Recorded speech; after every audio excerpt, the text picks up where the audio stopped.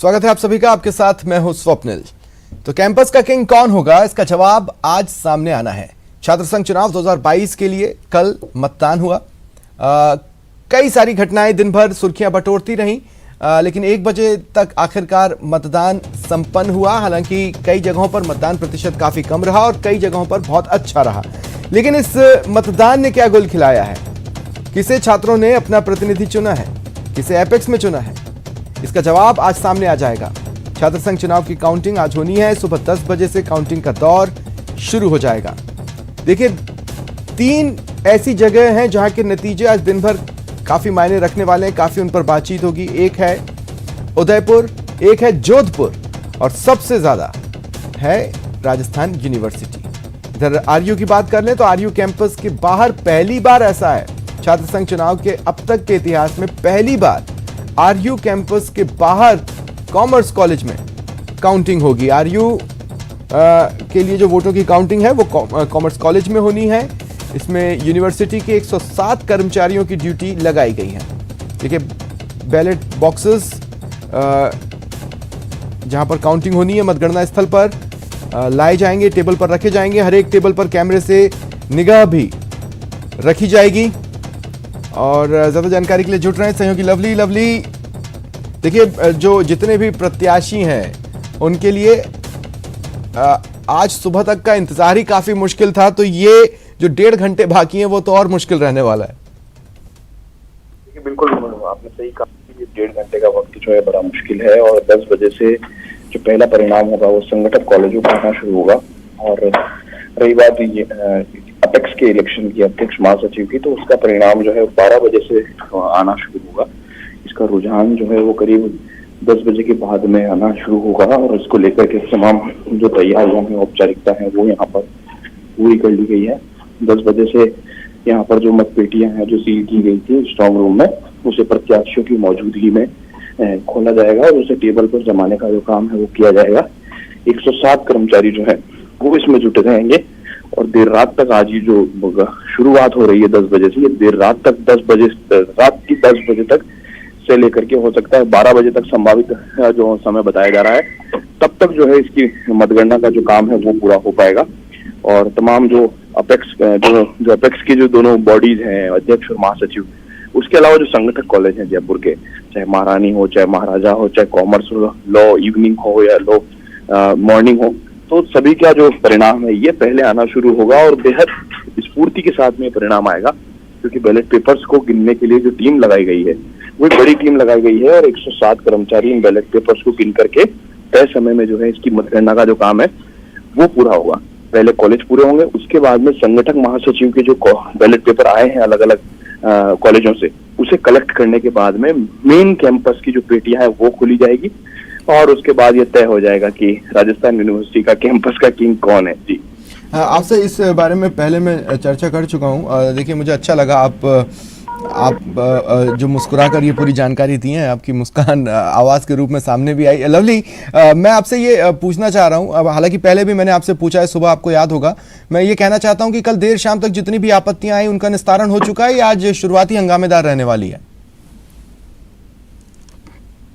निस्तारण का जो काम है वो पूरा हो चुका है, आपत्ति निस्तारित कर दी गई है। जो बची हुई आपत्तियां हैं, तो बताया जा रहा है कि जो आपत्तियां बची है, जिस पर आपत्ति जवाब पर भी आपत्ति आई है, तो उनका निस्तारण कुछ देर के बाद में जो पहला काम निर्वाचन अधिकारी की ओर से यही होगा। उन्होंने तात्कालिक रूप से यही कहा था कि जो भी आपत्तियां आ रही है वो लिखित में दी जाए और लिखित में जो आपत्तियां आ रही है उनका तय समय पर निदान करना उनका फर्ज है और उन्होंने करके दिखाया। कल निर्वाचन की टीम बड़ी एक्टिव नजर आई और 2 साल के बाद में चुनाव हो रहे थे, कई सारे आरोप एबीवीपी ने लगाए, कभी एनएसयूआई ने लगाए, लेकिन कल निर्वाचन की टीम ने बड़ा बेहतरीन काम करके और ये साबित करके दिखाया कि पूरी तरह से शांतिपूर्ण मतदान, ये कह सकते हैं कि पहली बार पिछले 5 सालों के अंदर जयपुर की यूनिवर्सिटी का जो इलेक्शन है पूरी तरह शांतिपूर्ण रहा और शांतिपूर्ण रहने के साथ साथ ही तय समय पर मतदान की प्रक्रिया को पूरा कराने के बाद मतपेटियों को भी जो है तय जगह पर पहुंचाया गया कड़ी सुरक्षा की व्यवस्था के बीच में। अब आज बड़ा चैलेंज का दिन है कि मतगणना किस तरह से पूरी होगी, क्योंकि सभी विवादों की जड़ है वो मतगणना होने शुरू होगी। फर्जी मतदान के आरोप भी आज लगेंगे, जो जीतेगा वो फर्जी वोटिंग के आरोप भी लगाया, हारेगा जो फर्जी वोटिंग के आरोप भी लगाया, क्योंकि कल अखिल भारतीय विद्यार्थी परिषद ने एक बयान जारी किया था कि फर्जी वोटिंग हो रही है। लेकिन जांच की गई तो ऐसी कोई जानकारी मिली नहीं। हालांकि बाद में शाम को एक बैलेट पेपर जरूर सोशल मीडिया पर वायरल हुआ, जिस मामले में निर्वाचन अधिकारी ने जांच बिठाई है और आज शायद उसकी रिपोर्ट जो है वो निर्वाचन अधिकारी के पास पहुंचेगी। तो आप ये मान के चलिए, ये मुकम्मल मान के चलिए कि आज जो है वो कत्ल का दिन है वो मतगणना टीम के लिए, चुनाव की टीम के लिए, और उन्हें ये साबित करके दिखाना होगा। राजस्थान की सबसे बड़ी यूनिवर्सिटी है, सबसे ज्यादा वोटिंग के परसेंटेज की यहाँ पर मंशा थी, लेकिन यहाँ पर वोटिंग परसेंटेज काफी कम रहा अन्य यूनिवर्सिटी से। तो ये मान के चला जाए कि ये जो पूरी तरह से ये पारदर्शी मतगणना का काम ये पूरा होगा, और पारदर्शी होने के साथ साथ ये बड़ा चैलेंज ये होगा कि जो फर्जी मतदान के जो आरोप लगते आए हैं हमेशा से, उन आरोपों में तथ्यात्मक क्या कुछ सच्चाई पाई जाती है, या हर बार की तरह कई बार की तरह वो फर्जी आरोपों के जो है वो साबित होंगे। फिलहाल यहाँ पर तमाम सुरक्षा व्यवस्था के इंतजाम जो है वो माकूल कर लिए गए हैं। तमाम डीसीपी एसीपी की ड्यूटी लगाई गई है। डीसीपी ईस्ट खुद मौका मुआयना करके गए हैं, और उनके साथ में तमाम थानों के जाब्ता जो है एक्स्ट्रा जाब्ता, यहाँ पर करीब 1100 के आसपास पुलिस के जवान जो है वो इन सेंटर्स के आसपास तैनात रहेंगे। और बड़ी बात यह है कि इस बार मतगणना का जो स्थल बदला गया है वो विधानसभा और लोकसभा की जहां मतगणना होती है, ठीक उस स्थान पर ये मतगणना हो रही है। यानी आप मान के चलिए कि पुलिस को थ्रेट था कि यहाँ पर किसी तरह से कोई आशंका थी पुलिस को कि यहाँ पर गड़बड़ी हो सकती है, इसलिए पुलिस ने इस बार मतगणना स्थल को बदलाया।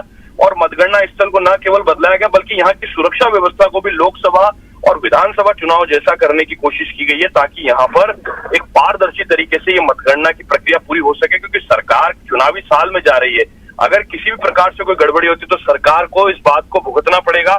इसलिए सरकार ने पूरे इंतजाम करने की और फ्री हैंड अधिकारियों को दिया है कि अधिकारी जो है वो फ्री हैंड से इलेक्शन को कराएं, और न केवल इलेक्शन को कराएं बल्कि लोगों में विश्वास जताएं कि मतदान और मतगणना का जो काम है छात्र संघ चुनाव का, वो पूरा पारदर्शी तरीके से किया गया है। तो सरकार के लिए एक बड़ा चैलेंज था छात्र संघ चुनाव 2 साल बाद आयोजित करना। पहले भी इससे पहले 2005 में बवाल होने के चलते छात्र संघ चुनाव पर रोक लगा दी थी उस दौरान के मुख्यमंत्री ने। एक माइन्यूट सा ऑब्जर्वेशन है, देखिए कहने को तो अपन सभी जानते हैं, और जिस तरह से हाल के दिनों में कोरोना केसेस बढ़े हैं, ऐसे में कोविड सेंसिटिव या कोविड से जो वॉर है उसका फ्रेंडली ये पूरा प्रोसेस रहा ही नहीं। कल मतदान के दौरान भी वैसा कुछ हमने देखा ही नहीं। इक्का दुक्का अगर कोई मास्क पहन के रहा हो तो रहा हो, मुझे तो कुछ खास नजर आया नहीं। बहरहाल लवली, अब मेरा सवाल यह है कि देखिए जितने भी राउंड्स होंगे काउंटिंग के, हर राउंड के बाद आपत्तियां ली जाती हैं बीते कुछ समय से, कुछ चेंजेस के बाद से। ये जो आपत्तियां ली जाएंगी, कैसे ली जाएंगी, किस तरीके से ली जाएंगी, और उसका मौके पर निस्तारण किस तरह से करना है, उसको लेकर एक्सपर्ट्स को भी बिठाना जरूरी है। तो इस सेंस में क्या जानकारी है? हाँ जी, बहुत महत्वपूर्ण सवाल आपने बताया। ये पूरे राजस्थान के लिहाज से बड़ा महत्वपूर्ण सवाल है। जो आपत्तियां ली जानी है उनको लेकर के रिटर्निंग अधिकारी खुद उस आपत्ति का जवाब देंगे। साथ में जो एक्सपर्ट्स की टीम है उन्हें वहां पर बैठाया गया है। एक्सपर्ट्स की ये जिम्मेदारी होगी कि वो पारदर्शी तरीके से तुरंत मौके पर उन आपत्तियों के निस्तारण के लिए अपनी राय जो है वो निर्वाचन अधिकारी को दें।